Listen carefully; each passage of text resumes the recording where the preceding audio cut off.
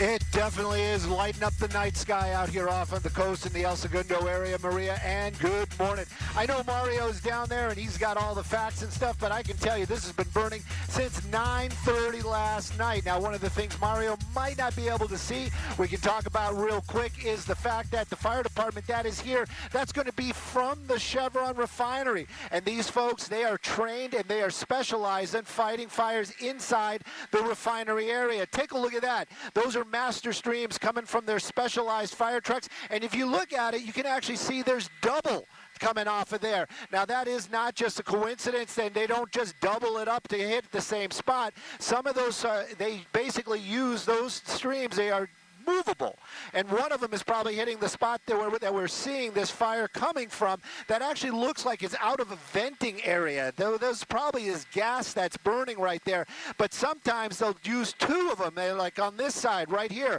This one actually hitting the actual flames, trying to cool down the area around it, but the other one hitting other areas nearby. That's because those firefighters that are inside that plant are specially trained. They understand how the gas is refined and where the problem parts are. You don't want to have a fire here and an explosion over there. So those guys highly trained, and what they're doing right now is cooling down other parts while battling those flames. But again, this happening in the El Segundo area. I know Mario's on the ground. He'll be bringing you a lot more information about air quality, but I can tell you they did open up all the roads around the refinery. Sending it back to you all, and good morning.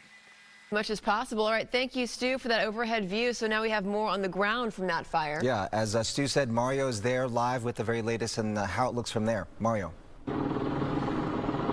Yeah, officials calling this an isolated fire that continues to burn inside that Chevron facility, and we're now in a residential area, Pacific and 35th Street, and just take a look. You can see it here behind me. It is still going. We can tell you that the fire's been contained, according to officials. There's no threat to nearby communities, but those flames are still going with trained fire crews and streams of water on those flames. So take a look. We have Skyfox. Stu has been giving us some great shots of this activity here early this morning. We know the refinery covers roughly 1.5 square miles, and it has more than 1,000 miles of pipelines, and those crews facing intense heat and extremely flammable chemicals. Flames erupting at the Chevron refinery, sending a giant fireball into the air. This was around 9:30 last night. By the next hour, it was contained with no injuries reported, no threats to the public.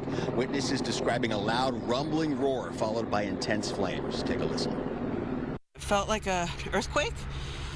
And then I saw red flash through our blinds onto the side of the house facing the refinery. We have two windows there. I'm like, that's the refinery. And then I heard the hiss that is usually the safety flare, but it was way more intense than usual. So I went and got her up. We booked it out the door, and there was just nothing but a ball of fire that looked like it could cross the street and come this way towards all the houses on this side. A Chevron spokesperson confirming the blaze never left the Chevron facility, and all personnel have been accounted for. And we know once the flames, this incident has been completely extinguished, an investigation underway into the cause, and that'll involve Chevron, state, and federal agencies. We'll have updates throughout the morning. For now, that's the latest in El Segundo. I'm Mario Ramirez. Back to you. All right, Mario, thank you.